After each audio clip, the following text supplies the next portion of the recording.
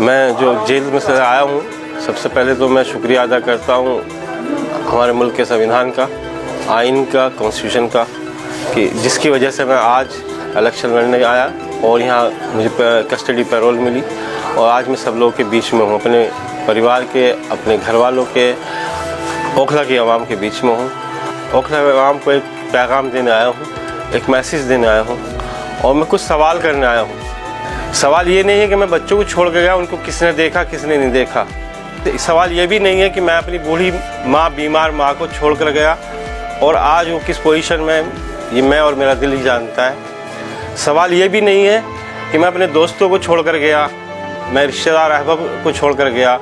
बहुत से दोस्त, बहुत से रिश्तेदार अहबाब मेरे बिछड़ गए हैं, इस दुनिया से रुखसत हो गए हैं, मुझे नहीं मालूम। सवाल ये भी नहीं है। सवाल सबसे बड़ा ये है कि आज अगर मैं जेल में हूँ, मुझे 5 साल हो गए हैं। 5 साल किस वजह से हुए कि मैंने NRC की लड़ाई लड़ी, और मैंने नहीं, पूरे जामिया नगर ने, पूरे हिंदुस्तान ने उस लड़ाई को लड़ा। कोई हम गलत नहीं लड़ रहे थे। हुकूमत से एक डिमांड थी हमारी कि जो आर्टिकल 14 का जो आपने उल्लंघन किया है उसको ये वापस लिया जाए। तो सवाल ये है कि अगर आज शिफाउर रहमान को आप हराएंगे तो हिंदुस्तान में आप एक मैसेज देंगे कि शिफाउर रहमान नहीं हारा, कि बल्कि एक कौम का लीडर हारा है। और वो लीडर जो आपकी कल को आवाज़ बनता और आने वाले जो नस्लें, आने वाले नौजवान जो शिफाउर रहमान बनना चाहते हैं, वो आपने उनको रोका है। अगर आज मेरे हक़ में कोई बेहतर फ़ैसला करेंगे आप, तो कल को एक शिफाउर रहमान नहीं 10 शिफाउर रहमान खड़े होंगे आपकी लड़ाई लड़ने, आपके हक़ की लड़ाई लड़ने के लिए। अगर आज एक शिफाउर रहमान को नज़रअंदाज किया तो कल को 10 शिफाउर रहमान बहुत पीछे हट जाएंगे। हर आदमी चाहता है कि मतलब कौम मिल्लत की हो या हक़ की लड़ाई लड़े, लेकिन वो ये चाहता है कि मेरे बगल का पड़ोसी लड़ ले, मैं खुद ना लड़ूं, जाके मेरा पड़ोसी लड़ ले। तो सवाल ये है कि अपनी लड़ाई तो खुद ही लड़नी पड़ेगी, और जब खुद सोचेंगे हमें खुद लड़नी है, तभी हम आगे बढ़ सकते हैं। इससे आगे हम नहीं बढ़ सकते। ये लड़ाई, जो भी लड़ाई है, हमें खुद लड़नी पड़ेगी। हमें अपने हक़ की लड़ाई, अपने वजूद की लड़ाई, अपने सेल्फ रिस्पेक्ट की लड़ाई, अपने डिग्निटी की लड़ाई हमें खुद लड़नी होगी, कोई दूसरा आके नहीं लड़ेगा।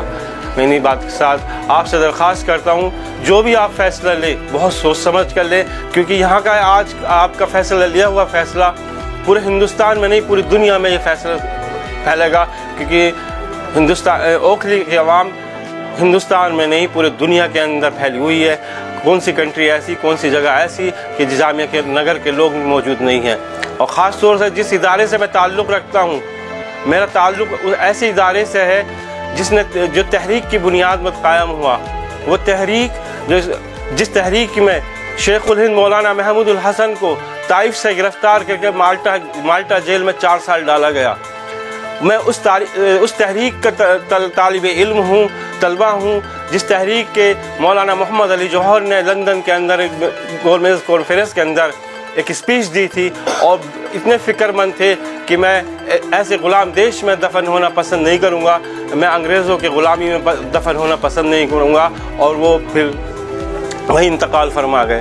मैं ऐसी तहरीक का तालिब इल्म हूँ जो महात्मा गांधी ने कहा था कि अगर मैं ये इदारा बंद नहीं होने दूँगा, चाहे उसे मुझे अपने आप को बेचना न पड़ जाए।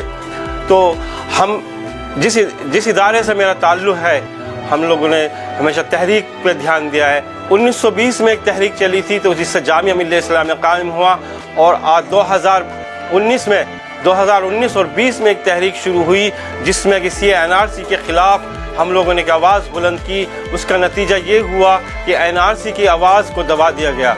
जो NRC की जो गवर्नमेंट की पॉलिसी थी, उसको खामोश, वक्ती तौर के लिए अभी खामोश कर दिया गया, आगे नहीं आने दिया। तो सवाल ये है कि आज आप ये चाहते हैं कि अगर NRC अगर आ जाता तो हमारी कौम को, मिल्लत के 2 हिस्सों में बांट दिया जाता। एक वो हिस्सा जो हमारे सारे पेपर जिसके पास मौजूद हैं, और वो एक तरफ हो जाता, और एक वो लोग जिनके पास अधूरे पेपर होंगे, और वो कोर्ट के कचहरी के चक्कर हमेशा काटते रहेंगे, काटते कब्र तक पहुंच जाएंगे, और वही साबित नहीं कर पाएंगे कि मैं हिंदुस्तानी हूं या पाकिस्तानी हूं या बांग्लादेशी हूं, ये साबित नहीं कर पाएंगे। तो सवाल ये है कि आप किसको जिताना चाहते हैं। मेरा कोई लोकल मुद्दे, मेरा यहाँ पर आने का मकसद सिर्फ ये है کہ میں لوکل مدعوں کی لڑائی نہیں لڑ رہا یا لوکل مدعوں پہ الیکشن نہیں لڑ رہا ہوں. سوال یہ ہے کہ ہماری ڈگنیٹی، ہمارے سیلف ریسپیکٹ کیسے ہو، ہمیں کیسے آگے بڑھنا ہے، ہمیں کیسے وجود میں آنا ہے، ہمارے بچوں کو روزگار کیسے ملے گا، ہمارے بچوں کی تعلیم کیسے آگے بڑھے گی. سوال یہ ہے. میں نے اپنے بچوں کی فکر نہیں کی، میں نے اپنے بیمار ماں کی فکر نہیں کی، میں نے اپنے گھر والوں کے، اپنے رشتہ داروں کی فکر نہیں کی. جو میرے رشتہ دار، میرے دوست احباب اس دنیا سے رخصت ہو گئے، ان کی میں نے فکر نہیں کی. اگر مجھے حق کے لیے 50 سال بھی جیل میں ڈالا جائے گا تو میں 50 سال رہنے کے لیے تیار ہوں، لیکن میں حق کے لیے، نہ حق کے لیے سر نہیں جھکاؤں گا.